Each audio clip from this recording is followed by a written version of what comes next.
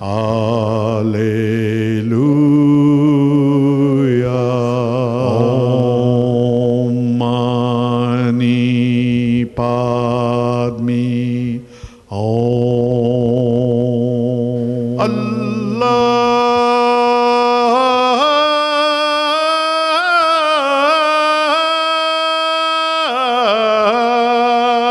Satnam. Welcome. You're watching Harmony University, and today we're speaking with Bracha Rafael. She's the editor of Galus Australis, which is a Jewish magazine. You were born an Orthodox Jew.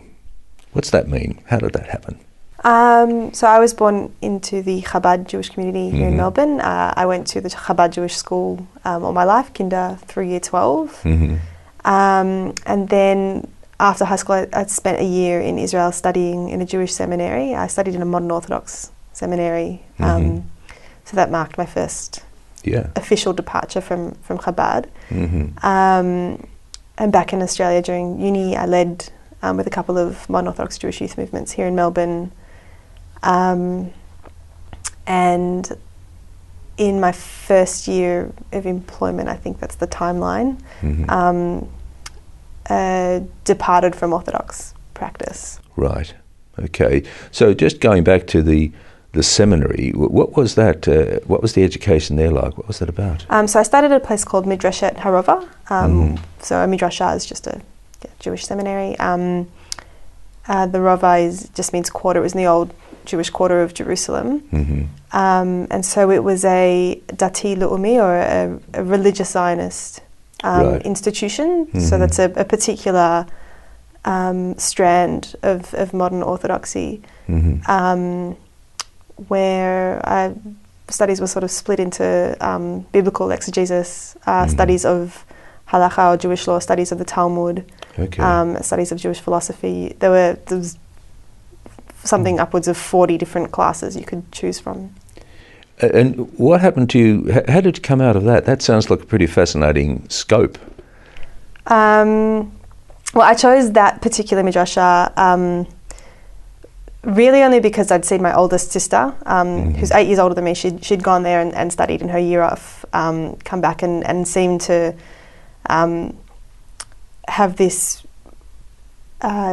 different, very deep, passionate connection with her Judaism that was different to how she'd lived it and understood it in her years in high school. And I was like, I want to know what that was about. That's about. So I went exploring, really. The big difference between my high school education and the midrasha was the focus on studying Talmud. So the ultra-Orthodox school that I went to didn't teach Talmud to women, and it was my first exposure, my first exploration of that. Right. How'd that feel? It was exciting. It was totally different. I think in Melbourne there are two sort of the most comparable school to the school I went to. So there's Beth Rivka, which is where I studied, and Yavna, which is a modern Orthodox co-ed school that are probably similar in that they both perform very well in their secular studies and both have very intensive Jewish studies all the way through high school. Right. The difference that I noticed is that having come from Beth Rivka, where we didn't learn Talmud at all, I had a much more intensive study of biblical texts and exegesis. Yes. It's just a matter of where your time goes. So the Yavna kids were streets ahead of me in terms of Talmud, but not as advanced, I suppose, in biblical stuff. So you're drawing the distinction between the biblical stuff and exegesis and Talmud. What is that? What's a heartfelt difference between the two? So to me, there's a far greater affinity to reading the biblical narrative. There's an affinity for that with literature, which is something that I love, and the Talmud is the lived law of Judaism, which I also love, but it's a very different way of thinking and playing with Judaism. And so that's where Jewish legalism lives. It's in the Talmud. In the Talmud, yeah. Yeah. And so, okay, you came back, and then did you go straight to university? Yeah. So I studied Bachelor of Emergency Health at Monash University. I'm a paramedic by profession. And there are a number of Jewish youth movements in Melbourne that all provide weekly informal education programs for Jewish students in primary school through high school, as well as biannual camps. And those sessions and those camps are provided by Jewish university students. Right. So I was one of those students who led these weekly programs and these camps for the first 3 years of my university studies. That'd be a bit of a maturation process as well of your faith, wouldn't it? Did you find that was developed your awareness even further? I think so. I think it also gave me an appreciation of, because I led grade 6 and then year 7 kids in my first couple of years, an appreciation that there's such a thing as age-appropriate education for... yes, that's right. So the things that I hadn't been exposed to or shown when I was 12 years old because I wasn't ready. Yeah. I'm thinking here more specifically about Jewish philosophy, that it's a little bit too much. Well, yeah, and that's right. It's got to be age appropriate. So, but obviously through this has been this movement which has opened you up so that you've founded the Orthodox movement. You've moved over. How did that feel? What was the driver to that? I would say that the way I practice Judaism has always been in flux. Like even as a child, certainly through high school, I've had times where I was more religious and less religious, and it's always something I've grappled with. So I think where I am as an adult is a continuation of that. I think it's silly to make predictions, but I can predict that I will be practicing my religion differently 5 years from now than what I practice today. But certainly I've departed more from Orthodox practice now than I ever had as a younger person. And I think that has to do with finishing up with the youth movements. I was 21 and just embarking on living in the world without any formal connections and any formal institutions. Allowed me to, or perhaps allow is the wrong word, but I wanted to explore what living in the world was, with I guess nothing in terms of faith, was like. Yeah. And I described it to myself as a trial. A trial, yes. Yeah. And you returned to. So where would you say you are now? So I can't describe myself as Orthodox in terms of practice because I don't keep Shabbat and I don't keep kosher anymore. But certainly when I dip back into Judaism, it's usually in the Orthodox world. It's usually in a particular synagogue, Shira Chadashah. It's a modern Orthodox synagogue. But I dabble a little with other streams and have a good connection with Temple Beth Israel, the progressive synagogue near where I live.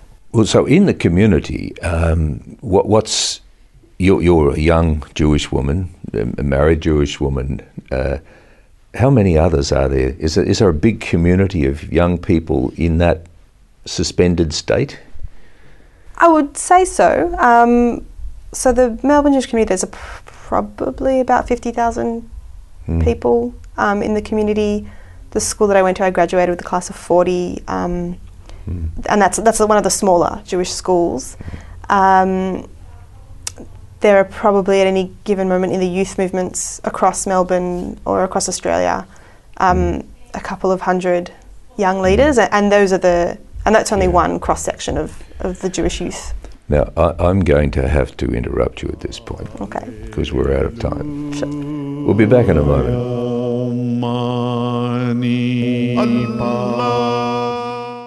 Alleluia, Mani, Allah. welcome back. You're watching Harmony and Diversity, and we're speaking with Bracha Rafael. She's the editor of Galus Australis. You were talking, Bracha, about young Jewish people going through sort of some transition that you were describing.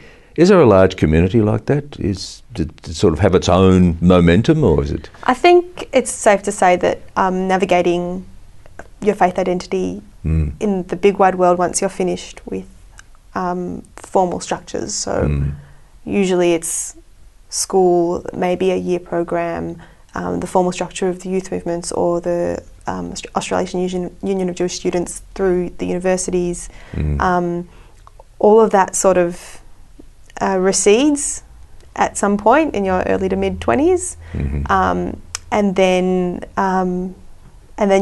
there's a large cohort of young Jewish people who were formally engaged with all these formal structures. Yes. Trying to work out what space they want for their Jewishness in their lives. Now that there's nothing immediately at hand. Right. Is there any sort of movement on the part of the synagogues and part of the rabbis to try and accommodate that, or is it sort of find its own way? I think there is space. There is room made in the synagogues. There is the youth movement that I studied with overseas. So B'nai Akiva, that's a modern Orthodox youth movement. They have a large established synagogue, the Mizrahi Synagogue in Melbourne. That has a smaller congregation that they call the Bogrim, the alumni. So that is specifically a space for people who are too old for the youth movements, but too young for the main shul. And that they're not unique in that there is an awareness that demographic has its own needs. Needs to be attended to. Yeah, that's right. Yeah, your marriage that sort of brought some changes into you as well, didn't it? Just a few. Yes. So before I was married, I was dating someone, and my then boyfriend, now husband, was involved with Netzer, the progressive Jewish youth movement in Melbourne. So getting to know him and getting to know the that movement a little bit better was not something that I could have predicted when I was 19 when we met. And I think I think I've been really lucky that to really just through that connection, having been able to meet some really wonderful people in the progressive movement. But I suppose I don't know how else to elaborate on that. No, but it's sort of painted in some of the parts that might have been missing, or so it's gradually building up. And that's the purpose for following this pathway through, because we're going to start talking about Galus Australis and your paramedic work, etc. But it's just to paint the picture of where you're from and how you've developed. It's so as we can understand what makes Bracha work. Fair enough. So, well, just talking about the, you went on to do, is it a degree in as a paramedic? So in across Australia now, to qualify to work as a paramedic, you've got to do a 3-year bachelor's degree. Similar knowledge base and a similar skill set to nursing, I think, is the most comparable example. Okay. And then following that degree, once you've landed a job, you do a graduate year where you're under supervision and instruction, and then a qualifying exam at the end of that year, and then you can work as a qualified paramedic. And you've done all that? Yes. Yeah, okay. So being a paramedic is a pretty big thing in the first place. What's it like being a young Jewish woman, female paramedic?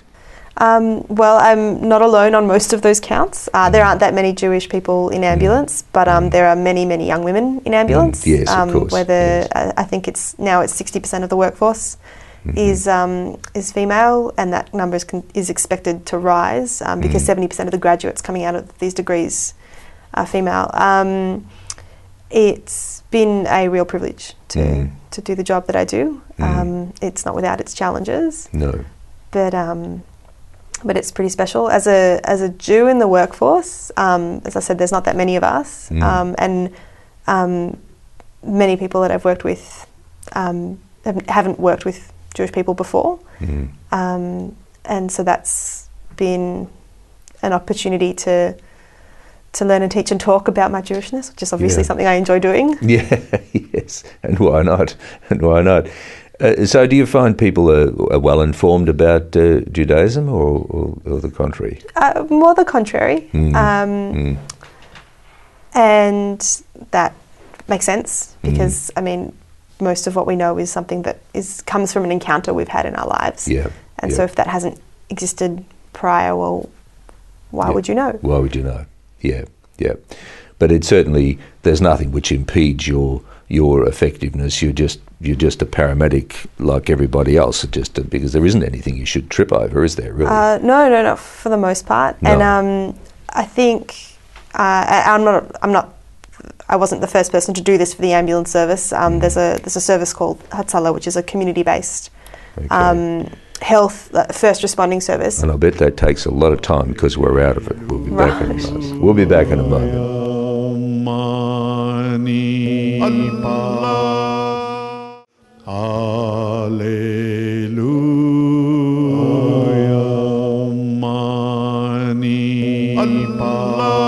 Welcome back. You're watching Harmony and Diversity, and we're speaking with Bracha Rafael, editor of the Galus Australis.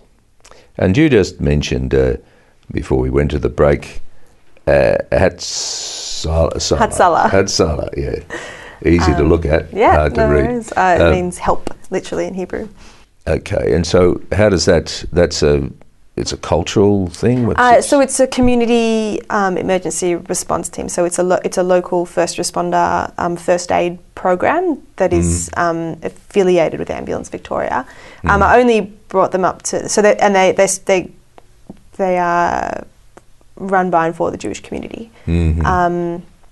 So they arose back when many of the older generation in Melbourne were Holocaust survivors, many of them from Poland, who had language barriers and also real anxieties around anyone in uniform.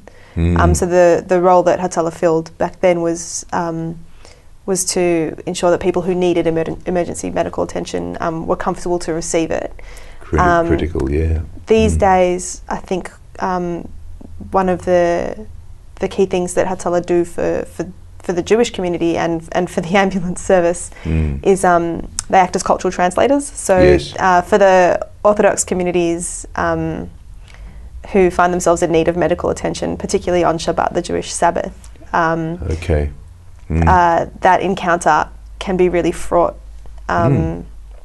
Just due to logistics, really, more than anything, to enter someone's home and say, well, we need some light, please turn the lights on, and to have a family say, we can't do that. That's interesting. Can be very baffling for the crews, and so Hatzalah is very handy in that space. Yeah, well, that goes to illustrate what we were talking about before in the movement from orthodoxy to reform, etc. There's undercurrents, there's practices, there's cultural issues which clearly cut across that. So as you said, turning the light on, doing certain things, the crews would find that confronting. How are they going to manage this? No, they usually manage. We're a workforce of problem solvers, but I think many paramedics have been left scratching their heads after an encounter like that. Talking about encounters, what's it like being a paramedic?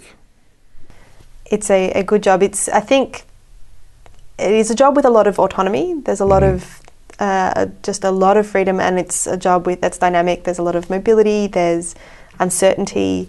You don't know what each day is going to look like. No. You don't know how hard or not each day or night will be. Yeah. And so that attracts a certain kind of personality.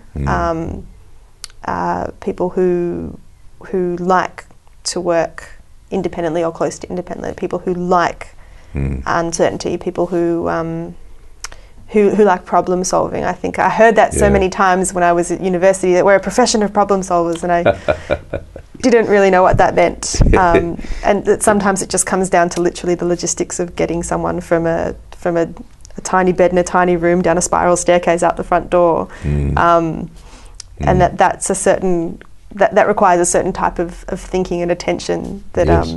Yeah. Particularly when that person is oftentimes in trouble, Yeah. health-wise in trouble. Yeah, that's right. How do you find it?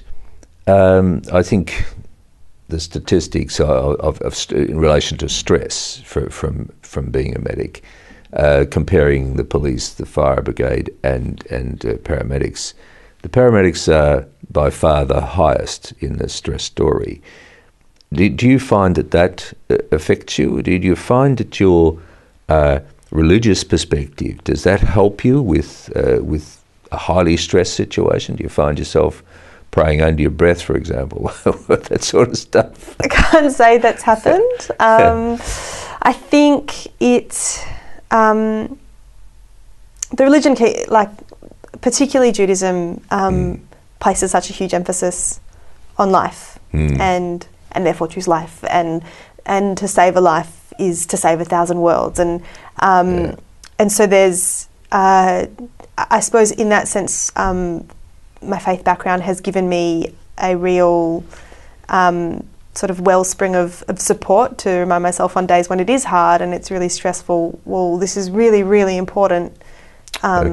This work is celebrated in so many ways. That phrase you just used, to save a life is to save 1,000 worlds. What's that mean? Where does that come from? It comes from, I think it comes from Sanhedrin, so that's a tractate of Talmud from memory. I could be wrong. We won't hold you to it, that's fine. It has to do with, you can't, my interpretation, and I don't think I came up with this, I think it's an interpretation I've been taught, is that there's no measure of human potential to save a single person. You don't know what they will go on to do. You don't know the lives they may go on to save, or the achievements they may bring into the world. And if you've played a part in keeping them here, in allowing them to flourish, you've done a wonderful thing. That's an interesting case of your spiritual background just coming in just in a simple phrase like that, and with your parallel with the fellow people you work with, many of whom, from what you said before, will be women. How do they cope? Do you find people who have particularly strong religious views, or is sort of non-religious views more the norm amongst them? I think it would be hard for me to say, hard to answer, but like very roughly, I'd say probably more people who describe themselves as a-religious or secular than people who identify very strongly with a particular faith tradition. Yeah, and that's probably common with professions other than just paramedics these days, I'd imagine. Look, we want to come back next week and talk about Galus Australis and also GLBTI, which you had some interest in. So you're happy to do that? Absolutely. That's fantastic. Thanks very much. Looking forward to it. You've been watching Harmony and Diversity.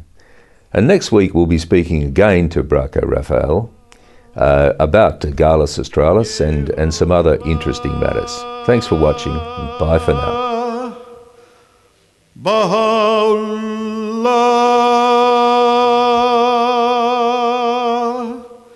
Shanti Om,